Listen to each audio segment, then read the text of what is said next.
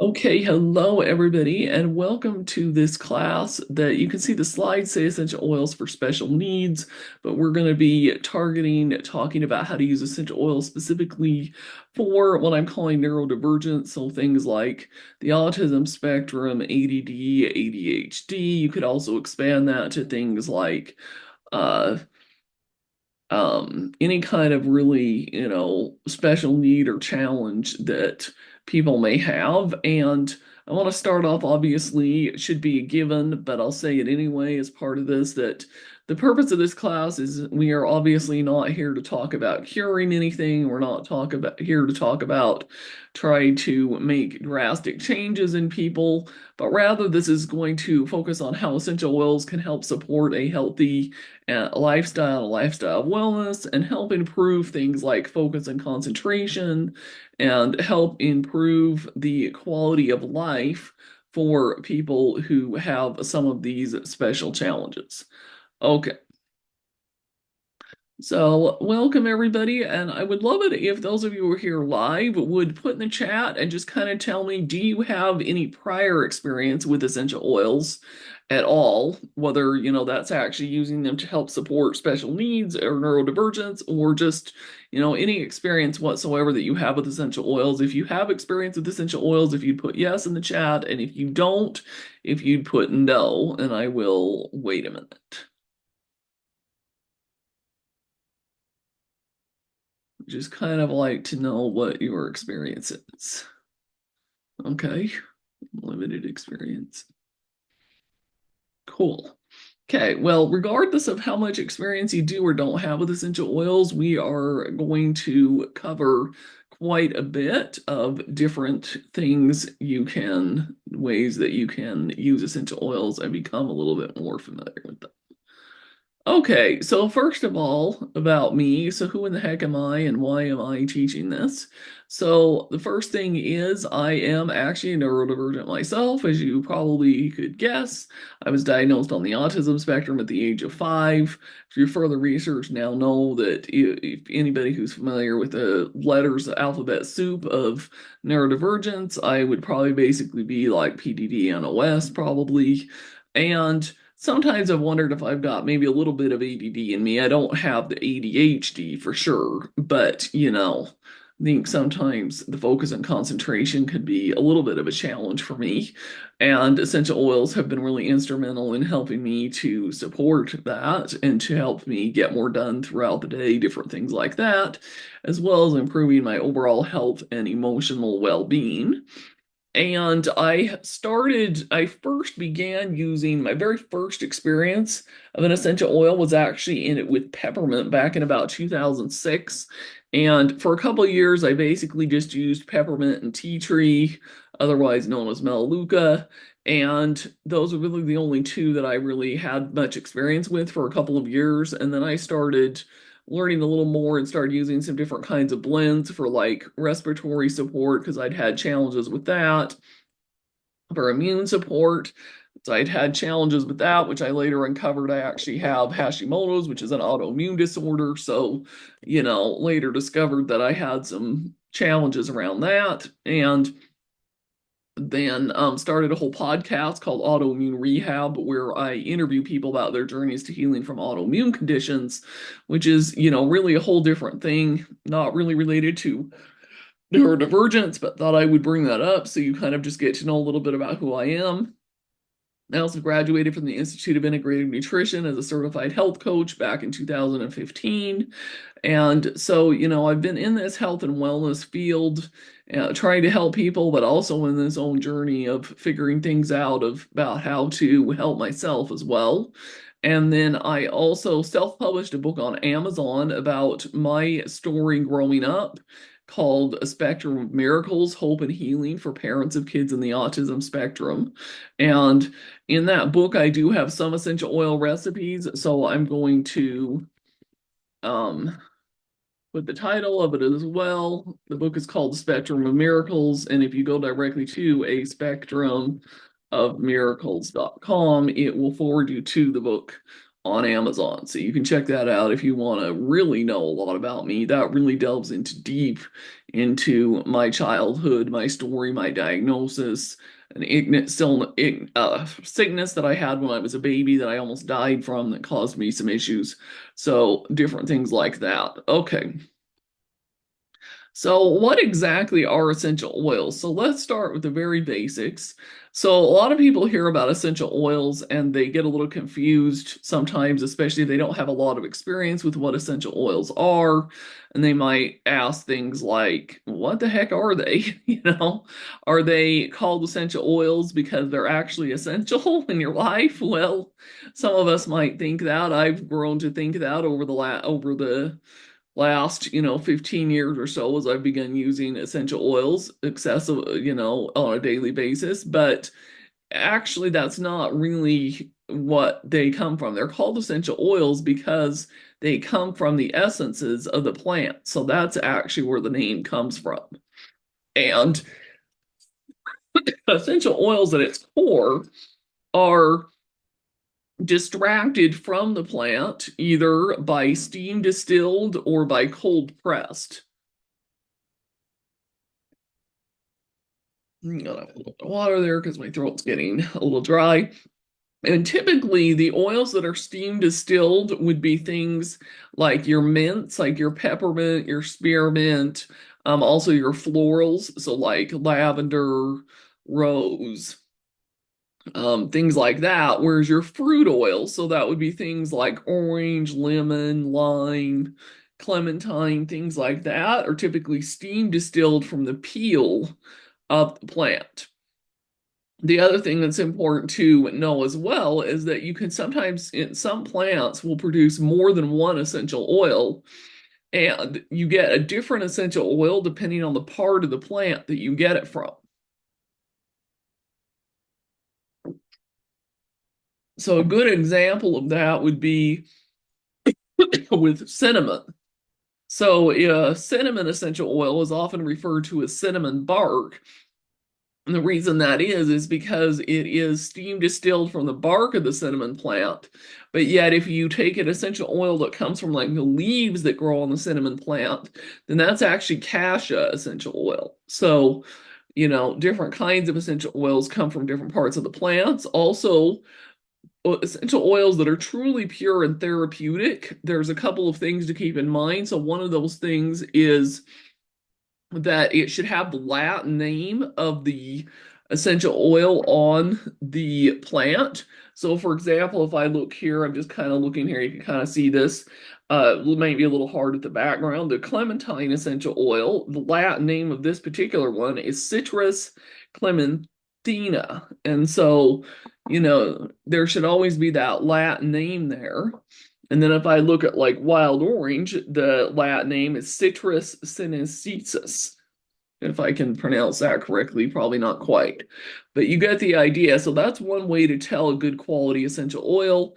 The other way to tell is that you should be able to do research and find out where that oil came from, what the lab results are of the chemistry of that oil, that kind of thing. There should be ways to find that out. And you also should, different essential oils should have different prices. So, for example, citrus essential oils typically are going to be less expensive, whereas the mints and the florals, depending on which one it is, so like typically peppermint and lavender are going to cost around the same, but depending on the brands, there might vary by about $1 or so.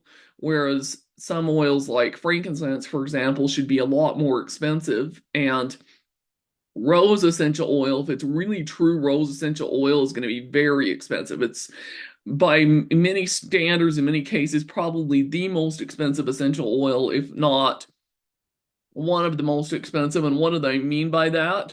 Like a little teeny 5 ml bottle that has probably about 75 to 100 drops in most cases is going to be between $200 to $300. So it's like atrociously expensive. And the reason it's so expensive is because it takes thousands and thousands of pounds of rose petals to create just 1 or 2 drops. So that is why it is so expensive, is because of all the plant matter that it takes to create that oil. So, you find a brand where they're trying to charge the same amount of money for all different kinds of oils, that's a sign to run away because those oils are likely not pure, not therapeutic, and will probably not give you the benefits you're looking for. So, it's just something to think of. Okay, so why should you use essential oils? Well, there's a lot of reasons to use essential oils. A lot of the reasons people start using them in the beginning is because either maybe you have some kind of a health issue you'd like some help with, like in my case where I had, struggled with some of the respiratory issues, or I felt like my immune system was off a little bit and wanted some support.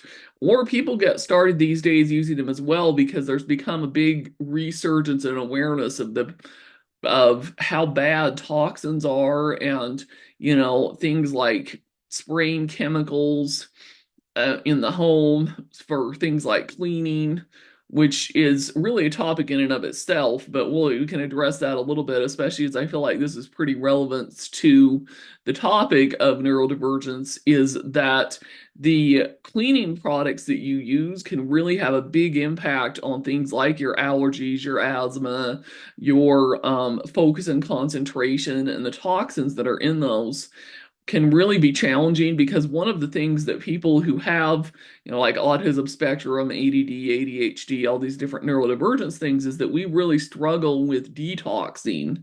And so things that have chemicals in it can be really, really toxing to us more than they are to, say, people who don't have these challenges.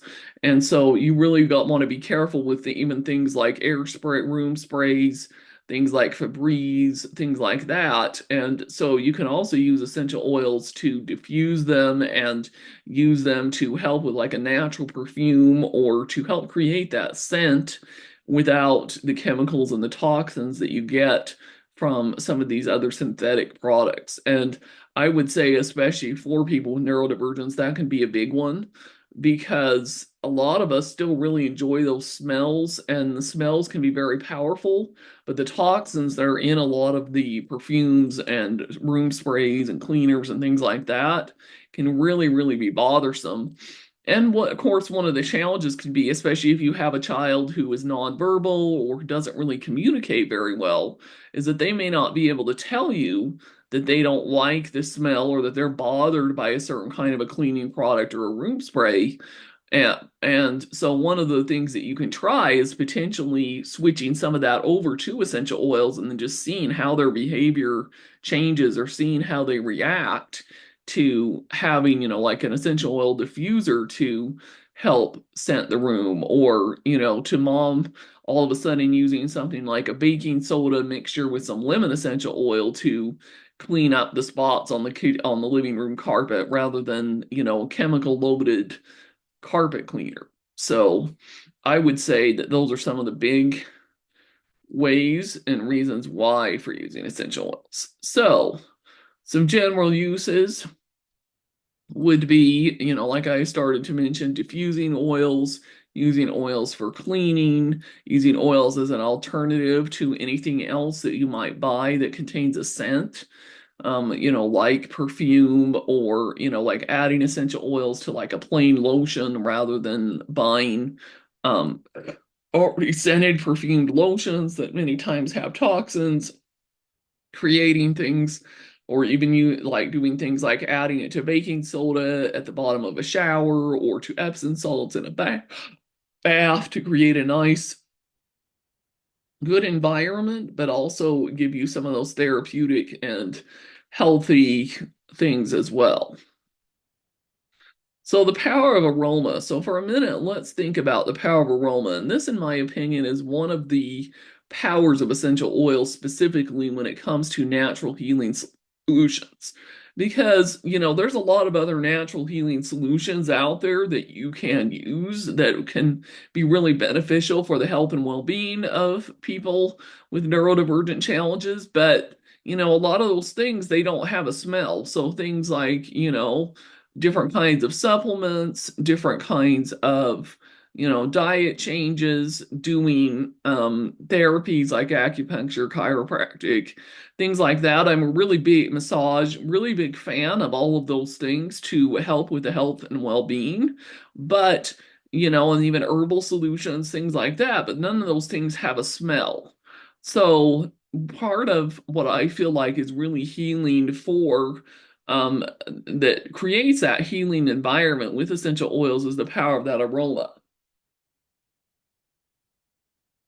So whether you have used essential oils often enough to actually have a favorite oil or favorite smell or not, I'd like you to think about just in general, what kind of smells do you really find either soothing or comforting or that kind of thing. Like if you think about like this child here who's smelling a flower, what kinds of flowers are your favorite? Or, maybe in the past or currently, maybe even if you burned candles, what kind of smell do you find is your favorite? And why do you like that smell so much?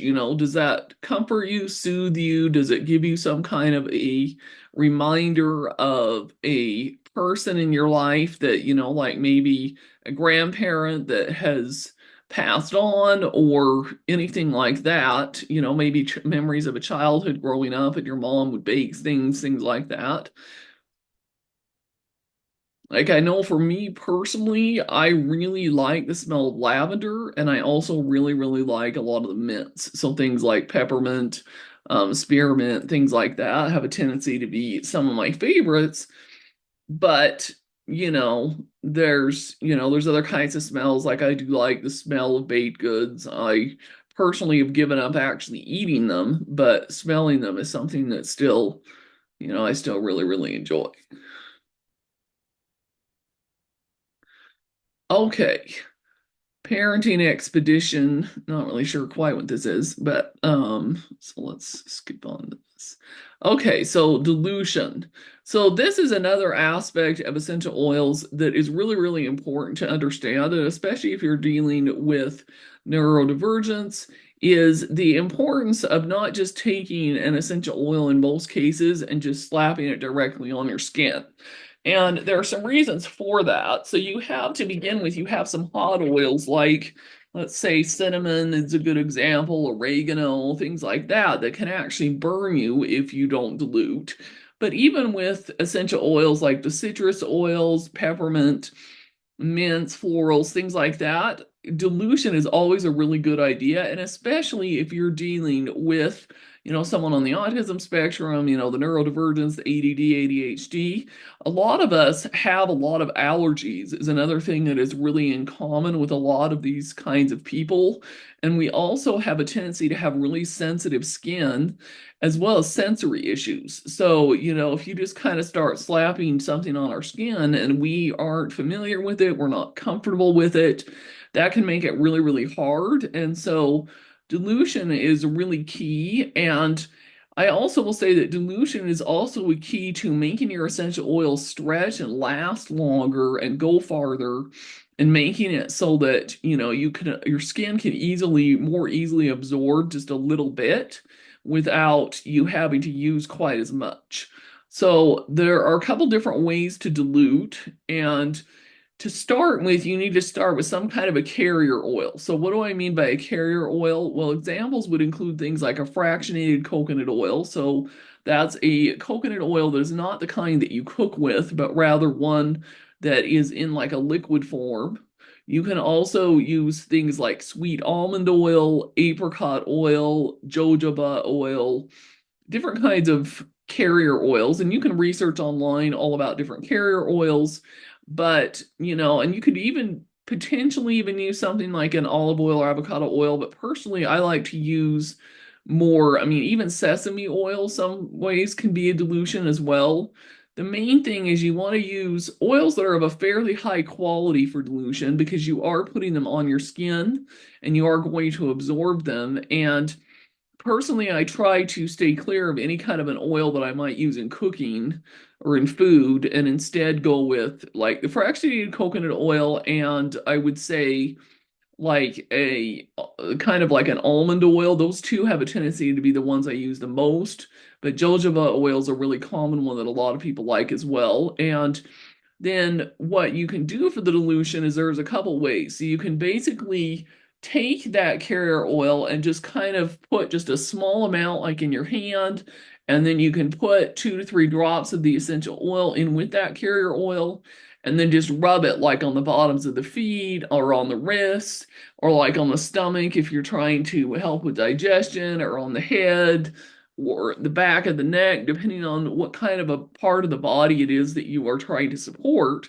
Or the other way that you can also do it is you could get, they have these on Amazon. You can get just like a roller bottle type thing where it's a bottle with a little roller cap, and you can fill it typically about half to 2/3 full with the diluted oil, and then the rest of it with the essential oil. And then you have an easy to use roller that you can roll on. And the other advantage to dilution is that it makes it so that if there is a little bit of a skin sensitivity or an allergy to a certain kind of an oil, you will have not put too much on, and you'll be able to figure that out um, in a more pleasant way rather than just taking straight lavender or peppermint and slapping it on.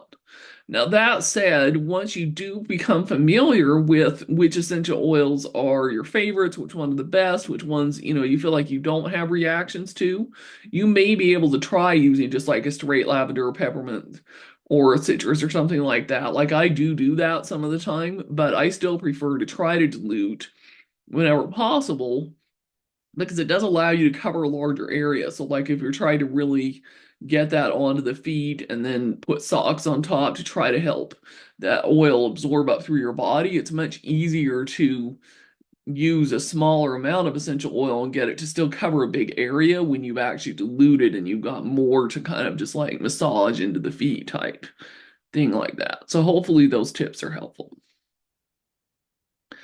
Okay, so like I said, the main purpose of essential oils in all people, whether it's those of us with neurodivergent challenges or not, is helping to enhance our wellness through through the use of essential oils. Okay, so a couple of different blends. Let's talk about now of things that you can do. So digestive. So digestion problems are definitely a challenge with most, if not all, people with neurodivergent challenges. And, I mean, even people without them have digestive challenges. And as you can probably guess, a couple of the main key ones that are essential oils that make up a really good digestive blend would be like some kind of peppermint for sure, because peppermint is definitely soothing and supportive to the digestive system. Also, you consider using a blend that contains things like peppermint and anise and fennel and different things like that. Or you could try just even like a straight fennel essential oil. I've done that before as well. And um, there's a specific digestive blend from the company doTERRA that I like to use called Digest Zen, and I'll put it in here. You can research it. Um, you can try that as well, and that automatically contains like fennel and anise and peppermint and things like that. Or, like I said, you can just try a dilution of just a straight peppermint and applying that and seeing how that works. Okay, so then probiotic powder. So this is not obviously an essential oil, but this is in here primarily just because probiotics and prebiotics are definitely a must for good gut and digestive health. And I am one of the people of the opinion that if there's a neurodivergent issue, there's some kind of a gut health issue going on 100% of the time. And fixing the gut health issue doesn't mean that it's a cure by any means, but it does mean that that can help to assist and improve function. And I've actually even heard stories of kids who were pretty much nonverbal who actually started talking some at least when they had help with improving their gut health. And probiotic powders or probiotics can be another good one as well. Basically, you just got to find a good high quality one and figure out how to make it so that the child will want to drink it because, some of those probiotic powders taste pretty good. You can just mix it in water, others not so good. doTERRA does have a specific one you can take a look at. But it's called the PB Assist Kids. I'll put that in here. But there are others out there on the market as well. The very best way to take it and have it absorb the best is going to be to drink the mix in water, but in some cases, for some kids, you may have to do things like mix it in some kind of juice or yogurt, or, even throw it into like some kind of baked good that you're cooking or something like that. But it is an important part, I feel like, of gut health, in those of us have those kind of challenges. Okay, so brain health part one. So let's start talking about the brain a little bit here. Anybody who's really lived with or taken care of anybody with any kind of neurodivergent challenge knows that the brain and having a healthy brain is really, really important, and is part of the reason that these challenges exist, is because you've either got some kind of inflammation on the brain, or you've got some kind of dysfunction or something that just happened to cause some brain issues. And like I said, you're not going to use essential oils to fix it, but you can use essential oils to help support having a healthy brain. Okay. Not sure why though. Okay. Well, and then we've got a part two. So here in this one, you can actually see frankincense. So frankincense, many people consider to be the king of essential oils, and frankincense is going to be the number one essential oil for brain health. And yes, it is a more expensive essential oil, but there are ways of diluting it and making it so that it can last a little longer. And the power of frankincense, I feel like, can really not be underestimated. The history behind frankincense actually goes all the way back to biblical times, and you can research a lot about frankincense. Frankincense typically comes from one of the Middle Eastern countries, so places like Somalia, or places that were considered to be along the spice trail back in the ancient times. And as you can see, frankincense essential oil comes from and is distilled from these little resin things. And it takes a lot of work to create frankincense, which is one of the reasons why it is a more expensive essential oil. And a couple different best ways that I found to use frankincense is, for one, if you have a higher quality frankincense, which I definitely recommend you get a higher quality frankincense, and it will have like a supplement label on it or something that says that it's safe for internal use, is to basically just take your finger and tap the bottle. So you just kind of get a little drop on the finger and then just go on the top of your roof like this and just kind of stick it in there. And that can be one way to do it. The other way is, of course, to do it diluted. And doTERRA specifically sells a roller bottle where frankincense is diluted down, and it costs a lot less than buying just a standard bottle of frankincense. I personally have both of them, but what you can do is you can either use the roller bottle that's already prepared, or you can make your own, or like I talked about with dilution with the diluted oil, and just be really careful to only put 1 or 2 drops, and then just massage the feet with it, which is a really common way to get it up through the whole system. Or you can also take it and massage like the back of the neck area or the front of the head, and this can really help with a lot of supporting things like focus and concentration, or, people that have other kinds of challenges related to their brain health, because frankincense essential oil is one of those few essential oils that can actually even traverse the blood barrier of the brain, and can be really, really good. And I've heard of a lot of people really, really having some good success the frankincense. The other thing that I've experienced too is that frankincense actually can really help with like a lot of discomfort. So if you have, situations where maybe like you've got muscles that are a little bit sore, you're struggling with a little bit of that kind of challenges, then frankincense can be really soothing and supportive to that as well. Not really related to brain health, but you get the idea. It's about frankincense. Okay, so then cellular health. So, supporting your health at the cellular level is something that has become more and more important, and more scientists are doing research on it. And this, obviously is a big key for anybody on the autism spectrum or with neurodivergent challenges, because, we have unique challenges around how our cells form. And in some cases, depending on what kind of challenge we have. So, for example, with Down syndrome, they literally have, actual cells that are completely different and that are even missing in some cases. And so, helping to support your health at the cellular level is really important. And well, not related to essential oils, you really, really want to think when it comes to diet. So things like the impacts of sugar and processed foods, things like that, can really, really have a really negative impact on your cellular health.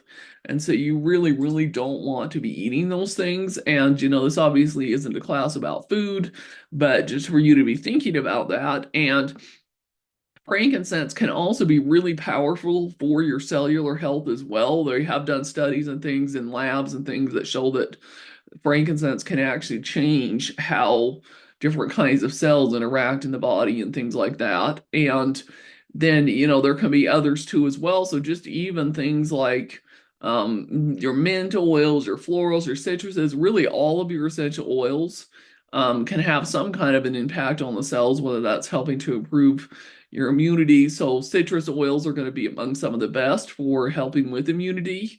And so, things like your orange, your lemon, your lime, that kind of thing. And, just even diffusing them in the environment, rubbing them all over, like the stomach area or the feet, that kind of thing, can have a really big impact on your overall cellular health as well.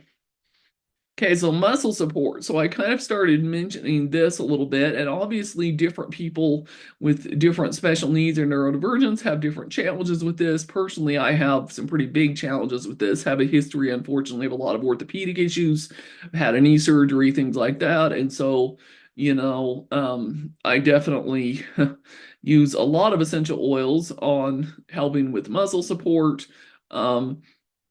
Different people on the spectrum may have different kinds of challenges, different kinds of special needs, things like that.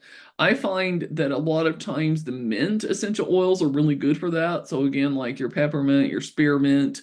There is also a super mint blend that is unique to doTERRA that they have that has combinations of different mints that I find can really help as well. And then, of course, we have the deep blue, which there's a lotion, a stick, and an oil that contains a mixture of frankincense and camphor and peppermint and some different kinds of essential oils that are a little bit of like a cooling effect. So if you've ever used anything kind of like I'm trying to think what that's called. I haven't used it in years and years since I got into essential oils instead because, while it's not terribly toxic, it's not among the best for you. So I'm trying to think of what it's called. Anyhow, some of these other things out there, these lotions and things that can create kind of a cooling effect. And if I can think of what it's called, I can't remember what it's called. But anyhow, kind of has kind of like a cooling and then also a warming effect to help, with muscles that have either been strained or that are sore, got some tension. And whether that's, from working out, from doing a lot of walking, or just because you struggle with those, it can be really great to apply those to like the knees, the back, the wrists, the hands, that kind of thing. And personally, I recommend either the lotion or the stick the most, just because the oil, because it is a blend, it actually already comes pretty much diluted, but you could also dilute it down even more as well. But the lotion and the stick, I feel like, are more economical. You'll get more out of them for the money that you pay for them, that kind of thing. Okay, let's go on to the next one.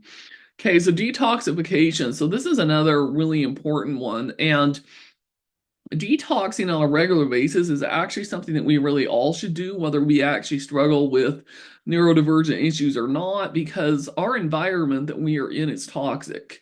And it doesn't matter how hard you try to only use things like natural deodorants and lotions and perfumes and sprays and clean only with essential oils and baking soda and vinegar and, avoid the commercial toxic chemicals, you're still going to have toxins in you. And one of the challenges that a lot of those of us with special needs or neurodivergence have is that we have a tendency to not detox as easily as other people.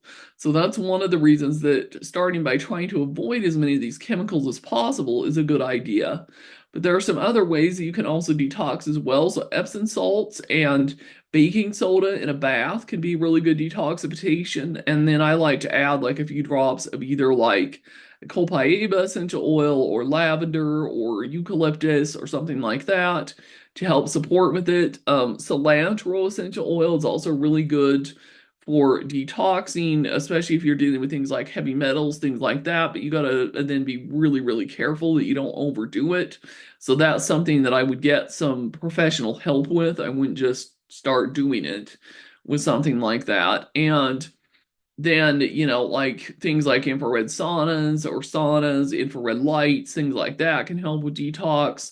There also are special kinds of diets out there. You could look into something like the GAPS diet, which is something that was created specifically for individuals on the autism spectrum to help you detox. Doing things, like maybe a temporary juice cleanse, things like that. So obviously those things go way beyond essential oils. That's something you really want to talk more about and have more support in, you can reach out and let me know. We can talk more one-on-one on that kind of thing. I also have a pretty comprehensive podcast episode on detoxification, focusing more on autoimmune, but it still, is relevant to anybody that really needs to detox, especially for adults. Now, if you're dealing with trying to detox children, personally, I would say you really, really want to be careful about trying to detox any child under the age of 6. And even if they are over the age of 6, like I said, it's something you got to be really, really careful with, and involve some kind of professional to do it. I wouldn't just start doing it. But just keep in mind that it's definitely something, if you're an adult, it's less of a concern, but definitely something that needs to be done. And then, of course, there is a detoxification blend essential oil, personally, what we call it, and I'll put it in here. It's endocrine. So this has like some different oils designed to help you with detoxing, designed only for adults, I must say. So endocrine is not designed for anybody under the age of about 16. So, if you're trying to detox somebody that's younger than that, you definitely are going to need, like I said, professional help. And the just designed to help you open up things like your kidneys, your liver, help you improve your pathways so that you can detox those chemicals that we come across because, there's chemicals on our food, there's chemicals in our water, there's chemicals everywhere, and those chemicals can really be causing or aggravating a lot of the challenges that many of us have. Okay, so concentration and focus. So this is another really good one. And I have to say, my favorite way for improving concentration and focus, especially with essential oils, is diffusing. Getting a diffuser in the room, and a couple of my favorite blends include things like a peppermint and a wild orange. So putting a couple of blends of those in a diffuser. You can also try diffusing lavender. Personally, I have to be careful with it because lavender has a tendency to make me sleepy and does probably almost too good a job of making me fall asleep. So I have to be really careful with that. There's also a blend from doTERRA called Balance that you can diffuse or even rub on the wrists and inhale, and that one is known as the balancing blend, which implies, that helping with concentration and focus. Personally, I like that blend as well because it has a little bit of a woodsy kind of a smell to it. It's got some different kinds of oils that are kind of like what you'd find in nature and woods, creates kind of that balancing, grounding feel, but it doesn't have a really strong smell. So, that's the other thing too, is especially if you're using essential oils on kids and they're going to school, you want to be really, really careful and conscious of, the environment, other kids and that kind of thing by not putting too much on them or putting things on them that are going to make them smell like crazy. But anyhow, so diffusers are a good one. I know there's a lot of even schools that have started using diffusers in classrooms and things like that to help with kids. I also heard of a teacher that actually put like essential oils on a cotton ball and then just was like using kind of like the air, like the fans to help spread it around. So that's like another thing as well. Or maybe just even having a few drops on a cotton ball and just having it sit there at your desk and just kind of periodically taking it to your nose and bringing it up to smell it, then putting it back down, that kind of thing. So This is obviously a big topic and one that, we can't really cover in too much detail other than to think about, what kinds of oils. And that would be another tip, especially if you're starting to work on essential oils with a child, especially, but even with an adult that is neurodivergent, is to get out some different oils and take off the caps and just kind of be like, hey, smell this, just have them kind of gradually smell and just see which one, how they respond to different ones, which ones they like the best. You'd obviously don't ever want to force anybody to smell an oil or to use an oil or put an oil on them if they don't like the smell or just don't want it for some reason, then, you can not force it by any means. And just take note of what their reaction is to different smells, and then you can use those to create the roller blends or the diffusers blends. Oh, sorry about that. I came to be. Gosh, now I'm gonna get hiccups.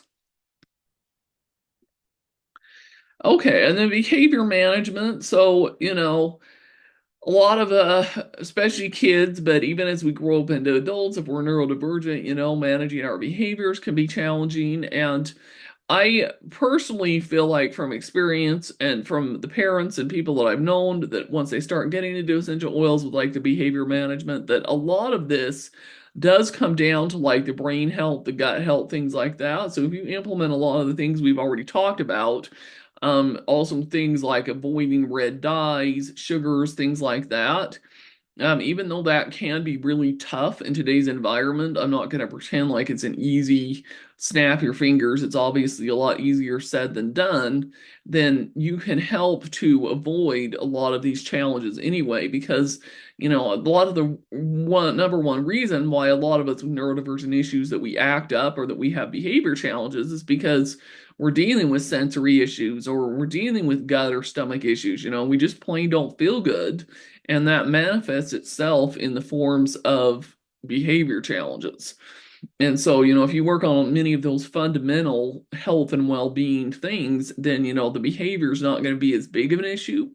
But, if behavior does become a challenge, personally, I think the balance blend would be my first go-to just because it doesn't have an atrocious smell. You can just rub a little bit on the wrists. And personally, I found, a lot of really positive aspects by doing that. Or, if you're able to diffuse, then diffuse can help as well. But then, of course, in some cases, you may need a lot more than just some essential oils and gut health, and that's, involving professionals, that kind of thing.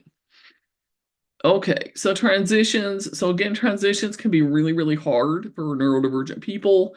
I know, especially when I was a child, I was one of those people who really, really didn't like things like moving or any kind of a schedule change, or, if somebody would try to throw some massive change at me, it really, really was hard on me.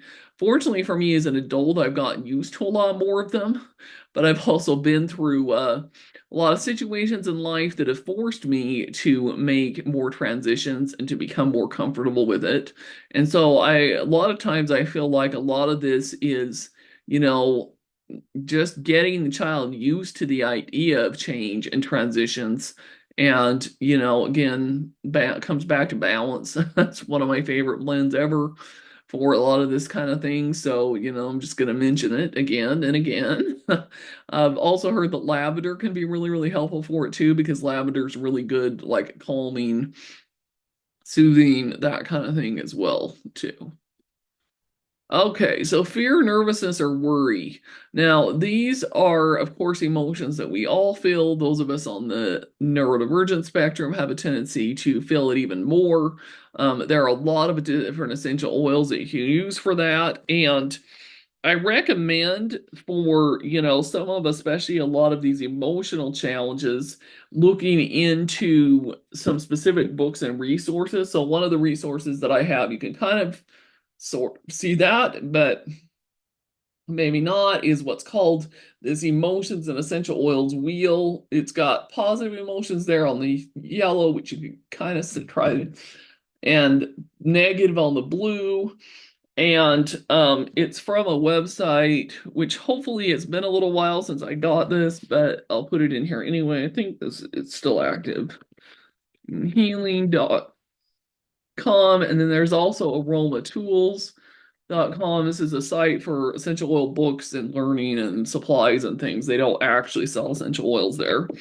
And then there's also this book called, which you kind of can't really see, so I'm just going to type it in the chat, is Essential Emotions. And they have it at Aroma Tools for sure. No, emotions. And what this book does is it goes through the different oils and what they can do to help support emotional healing. So things like fear, nervousness, or worry, and then also goes through the different um, emotions as well and covers what kinds of oils can be used for that. So, for example, if I look up fear in this particular book, let's see, does it say fear or fearful? It says, so there's a blend that doTERRA has called Brave. That's Brave, that's designed specifically for kids. They can work with that, but some of the singles would be things like juniper berry, cassia, cinnamon, birch, cypress, lavender, myrrh, spikenard. So there's a lot of them, and you'd have to kind of just experiment with some of them. But that's partly why having a resource in a book like this, for especially some of the emotions, is really helpful. And then if you look at something like a wheel, like this wheel, it's, let's see, probably on the negative one. If I look at, let's see, worry, if I can find worry on here. I don't know if they have worry on here specifically. It's by different sections of different things, but you get the idea. This is really a whole class and topic in and of itself on emotions, but yeah, that's where having some kind of a book can really help to determine that. I mean, I would say, if you don't have the book or you've got just a few that balance, it's probably going to, again, be another one for this, or, like even the citrus oils.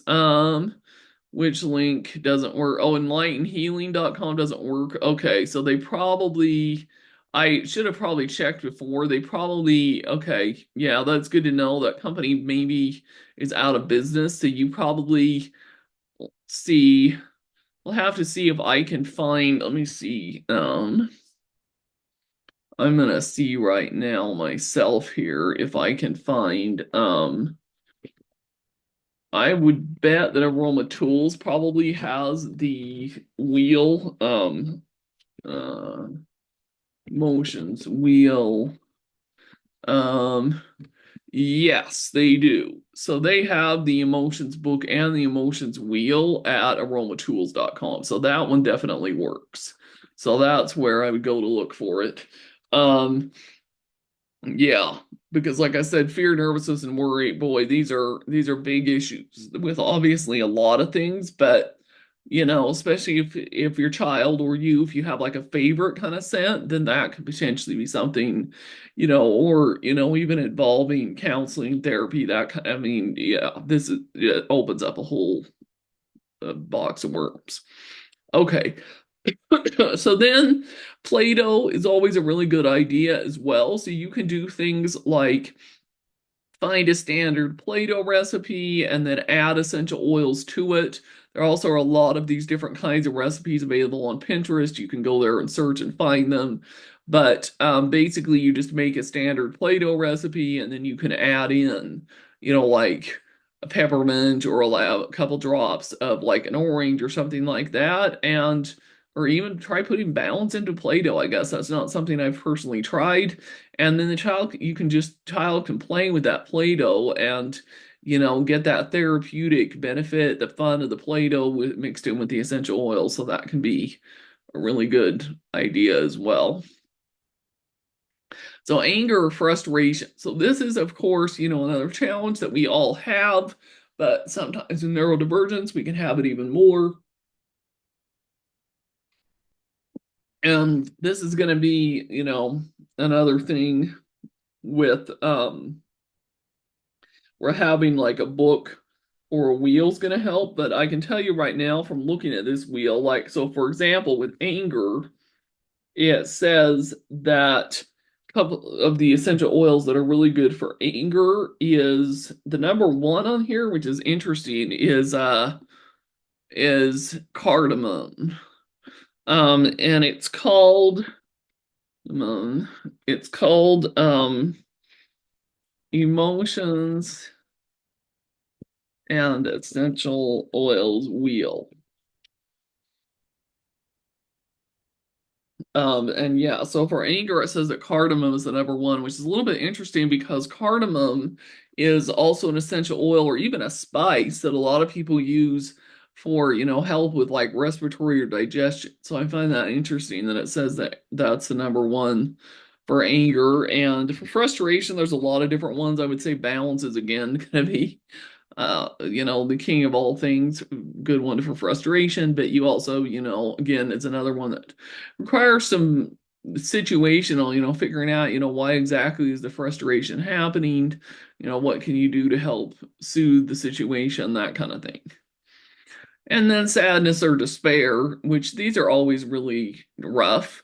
I mean, especially if you're dealing with a situation like a death or, something really, really, truly sad or despairing, or, if maybe it's something that's not quite that severe, maybe trying to, talk through it a little bit in addition to, maybe even some therapy or counseling or figuring out what kinds of essential oils. There is another book that I've got here called Facing the Waves, Working Through Grief and Essential Oils. So this is all about grief and despair. And I should have that one at the Aroma Tool site too, but called Facing the Waves is the title of that book. But there's lots to be on the emotional side of that one. Personally, I would say with things like this, I personally find the citrus oils to be among the most uplifting and things. So when you're dealing with something like sadness or despair, things like your orange, your bergamot, book author on Facing the Waves, yeah, I should is there's two. So it's Heidi, I'm gonna put this in the chat, Seaman and Sue and Ran are both of the authors. They co-wrote it together. And yes, goes over the different essential oils for facing the waves, on grief, sadness, and despair. I would say in general, though, you can start with a lot of citrus oils. Those can be really helpful, or in some cases even like the florals, things like that. Okay, so bubble recipe. I don't really have a favorite bubble recipe. This obviously you can kind of tell these slides were created by somebody else, and it's just like a guide for going through some of the different things. But what you can do is you can get, like this can be another really fun activity. You can get like even like Dollar Tree, go get like the big thing of like the bubbles, and then you can potentially shake around just like drop couple drops of the balance or the lavender or a citrus or something just to add kind of that fun scent to the bubbles, and then go to town and just blow the bubbles and kind of benefit from having the scent mixed in with the bubbles is kind of a fun idea. Okay, so then price per drop. So this is on here just to help you think about things because essential oils in general, especially high quality therapeutic oils, are not going to be super cheap. So they are going to be an investment in the beginning. That said, once you have those essential oils, many of them, cost only a pennies per drop. And so that is just something to think about because you might have a tendency to think, oh my gosh, it's kind of a little bit pricey, especially compared, with some of the more toxic or other kinds of solutions that maybe aren't as good or healthy for you that might be cheaper or might seem like they're cheaper. But by the time you actually consider what it costs per drop and how long and lasting and how much you can get out of a bottle of essential oils, then you start to realize they're not as expensive as you thought after all. Okay, so special offer I have, and I'm going to put this in the chat as well, is if yeah, well, so a couple of things.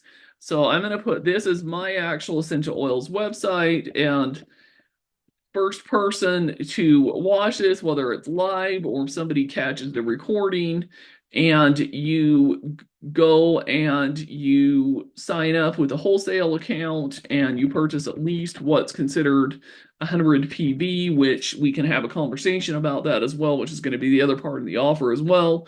Um, then I will send you or buy you one of these essential oil books, either Facing the Waves or The Emotions, as part of it for the first person. And then, anybody else after that, you're welcome to do that as well. Also, if you want to have a personal one-on-one conversation where we can talk a little bit, oops, I misspelled that chat there. A personal conversation about how essential oils can be used for your needs specifically, or you want to ask me questions that you don't want to ask in front of other people, then we can have that conversation too. And that applies to anybody. So, thank you for attending. We're now going to open up for questions, and I'm going to stop the recording so that the questions are not on the recording for anybody that wants to ask them. And if you're watching the recording and have questions, by all means, schedule an appointment for us to talk or reach out and let's get those questions answered.